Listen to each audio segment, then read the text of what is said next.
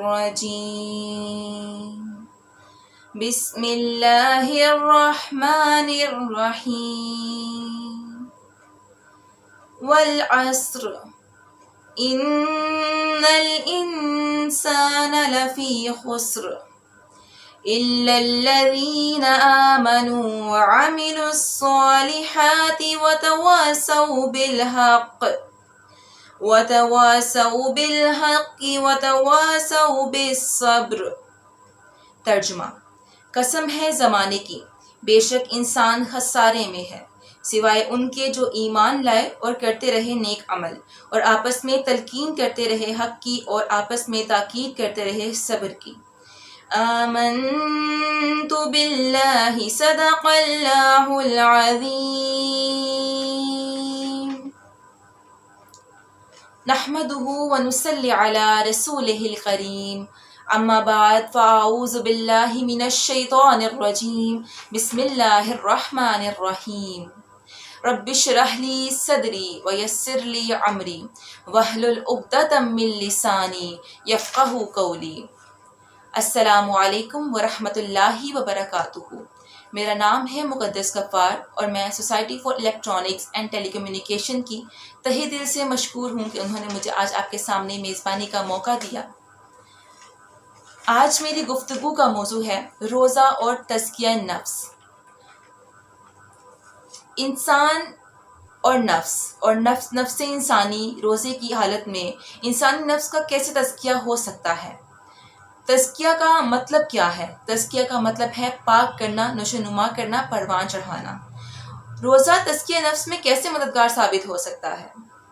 انسان کی کامیابی کا راز ہے ہی تزکیہ نفس، کیونکہ قرآن پاک میں ارشاد ہوتا ہے یقیناً فلاح پا گیا جس نے پاکیزگی اختیار کی، جس نے اپنا تزکیہ کیا۔ ایک اور جگہ آتا ہے یقیناً کامیاب ہوا وہ جس نے اس کو پاک کر لیا، اور ناکام ہوا وہ جس نے اس کو دبا لیا۔ تزکیہ کا جیسے میں نے بتایا مطلب ہے پاک کرنا، نشوونما کرنا۔ اب تزکیہ کے دو رخ ہیں۔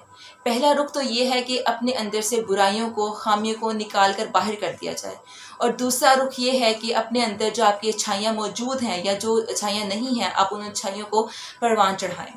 تو اپنا ہم سب نے محاسبہ کرنا ہے، اور قرآن پاک میں ارشاد ہوتا ہے کہ جو شخص پاکیزگی اختیار کرتا ہے اپنی ہی بھلائی کے لیے کرتا ہے، اور پلٹنا سب کو اللہ ہی کی طرف ہے۔ بے شک ہم جانتے ہیں کہ ہمارا جو آخر ہے وہ کیا ہے، ہم نے اللہ کی طرف پلٹ جانا ہے۔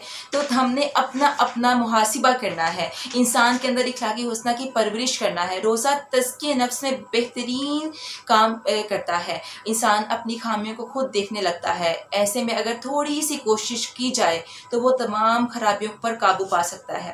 روزہ انسان کو صبر کرنا سکھاتا ہے، روزہ انسان کے اندر صبر پیدا کرتا ہے، روزہ انسان کے اندر شکر پیدا کرتا ہے، اور صبر کرنے والوں کے لیے قرآن پاک میں ارشاد ہے کہ اور البتہ ہم ضرور آزمائش کریں گے تمہاری، خوف سے، بھوک سے، مال اور جانوں اور پھلوں کی کمی سے، اور خوشخبری سنا دیجئے ان صبر کرنے والوں کو کہ جب ان پر کوئی مصیبت آتی ہے تو وہ کہتے ہیں کہ بے شک ہم اللہ کے لیے ہیں اور اس کی طرف لوٹ کر جانے والے ہیں۔ گویا صبر کرنے والوں کو خود کو برائیوں سے روکنا ہے، اور جب انسان خود کو برائیوں سے روکتا ہے، اپنے اندر تقویٰ پیدا کرتا ہے، اور پھر وہ کامیابی کی سیڑھیاں اور ہدایت کی سیڑھیاں چڑھتا جاتا ہے۔ اور سورہ الفاتحہ میں جب بندہ اپنے رب سے کہتا ہے اہدینا الصراط المستقیم، اے اللہ ہمیں ہدایت کے راستے پر چلا، صراط مستقیم پر چلا، تو کہتے ہیں کہ سب سے زیادہ مانگنے کی چیز جو ہے وہ ہدایت ہے۔ اللہ تعالیٰ نے انسان کو جب اس کائنات کو پیدا کیا اور پھر انسانوں کو پیدا کیا تو اس کی رہنمائی کے لیے بہت سے انبیاء کرام بھیجے، ان پر بہت سی کتابیں اتاری۔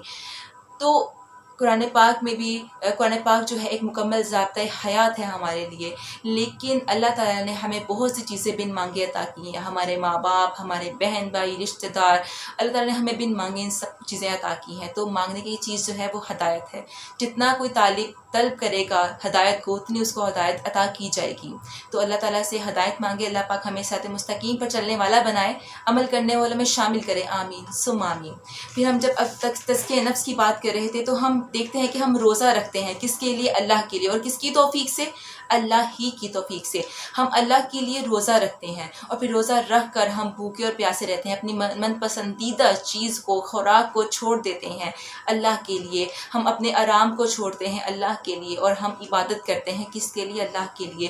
تو جب ہم اللہ کے لیے اتنا سب کچھ کرتے ہیں، ہم روزہ رکھتے ہیں، ہم اپنی پسندیدہ خوراک کو چھوڑتے ہیں، ہم اپنے آرام کو چھوڑتے ہیں، عبادت کرتے ہیں، تو اگر ہم تھوڑی سی اور کوشش کریں، اپنی آنکھوں کو، اپنے دل کو، اپنے کان کو برائیوں سے اور بری باتوں سے اگر دور رکھیں تو ہم اپنے نفس کو اور بھی بہت سی برائیوں سے پاک کر سکتے ہیں۔ اور انسان کے لیے کیا ہے؟ کوشش ہے کہ اسے کوشش کرنی چاہیے۔ اپنا اپنا محاسبہ کرے، کون کیا کر رہا ہے ہم نے اسے نہیں دیکھنا، ہم نے اپنا اپنا محاسبہ کرنا ہے کہ ہمارے اندر کون کون سی برائیاں ہیں جن سے ہم نے چھٹکارا پانا ہے، اور کون کون سی اچھائیاں ہیں جو ہم نے اور مزید ان کو پروان چڑھانا ہے۔ اللہ کی توفیق سے ہی سب کچھ ہے، اور ہم نے اللہ سے دعا کرنی ہے، ہدایت مانگنی ہے۔ اپنے نفس کی پاکی کے دعوے نہ کرو۔ قرآن پاک میں اللہ تعالیٰ فرماتے ہیں کہ اپنے نفس کی پاکی کے دعوے نہ کرو، بس وہی جانتا ہے کہ حقیقت میں کون متقی ہے۔ اور دوسری جگہ ارشاد فرمایا جاتا ہے کہ حالانکہ پاکیزی اللہ ہی کی طرف سے ہے، جسے چاہتا ہے عطا کرتا ہے۔ اگر ہم واقعی تزکیہ نفس چاہتے ہیں تو ہمیں کیا کرنا ہوگا؟ اگر ہم واقعی ہی میں تزکیہ نفس چاہتے ہیں تو ہمیں سب سے پہلے نیت اور ارادہ کرنا ہوگا۔ ہمیں ارادہ کرنا ہوگا کہ ہم نے جو ہے ہم اپنے نفس کو پاک کرنا چاہتے ہیں، ہم اس کا تزکیہ کرنا چاہتے ہیں، ہم اپنے اندر سے برائیاں ختم کرنا چاہتے ہیں، ان کو باہر نکالنا چاہتے ہیں، اور ہم اپنے اندر جو ہے پاکیزگی چاہتے ہیں۔ تو سب سے پہلے ہم نے نیت کرنی ہے، ہم نے ارادہ کرنا ہے، اور صرف منہ سے بول دینا کافی نہیں ہے کہ میں تزکیہ نفس کرنا چاہتا ہوں، اپنے نفس کو پاک کرنا چاہتا ہوں۔ ہم نے اس پر عمل کرنے کی کوشش کرنی ہے۔ پھر دوسری بات، ہم نے کوشش جاری رکھنی ہے۔ قرآن پاک میں کوشش کرنے والوں کے لیے ارشاد ہوتا ہے کہ جس نے آخرت کا ارادہ کیا اور اس کے لیے کوشش کی، جیسا کہ کوشش کرنے کا حق ہے۔ اور جب ہم نے کوشش کرنا شروع کر دی تو ہم نے پھر نمبر 3 ہم نے جو کام کرنا ہے وہ ہے صحبت۔ ہم نے اچھی صحبت میں بیٹھنا ہے کہ صحابہ کرام رضی اللہ تعالیٰ عنہ جو ہیں وہ آپ صلی اللہ علیہ وآلہ وسلم کی صحبت میں بیٹھتے تھے۔ وہ جانتے تھے کہ اکیلے بیٹھ کر ہم اس طرح سے اپنے نفس کا تزکیہ نہیں کر سکتے جس طرح ہم آپ صلی اللہ علیہ وآلہ وسلم کی صحبت میں بیٹھ کر اپنے نفس کا تزکیہ کر سکتے ہیں۔